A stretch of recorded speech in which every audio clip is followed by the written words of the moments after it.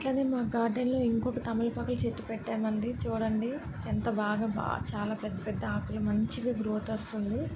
నేను డైలీ దీంతోనే తులసి కోట దగ్గర దీపం ప్రమిది కింద ఇవి 2 ఆకులు పెట్టి దీపం పెడతానండి. అది నాకు అట్లా ఇష్టం. ఇంకా ఎవరైనా పూజ చేసినా అడిగినా సరే ఈ ఆకులు తీసిస్తామండి. అట్లనే మా తులసి కోటను కూడా చూడండి. ఇవన్నీ నేను రోజు ఇట్లనే పూజ చేసుకుంటానండి.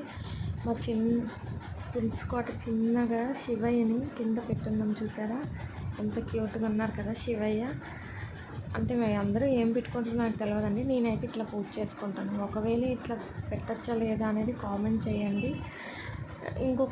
ఇంకొక తులసి కోట కూడా ఉందండి. చూడండి ఇంకొక తులసి కోట కూడా పైన ఉంది. నాకు ఇది గిఫ్ట్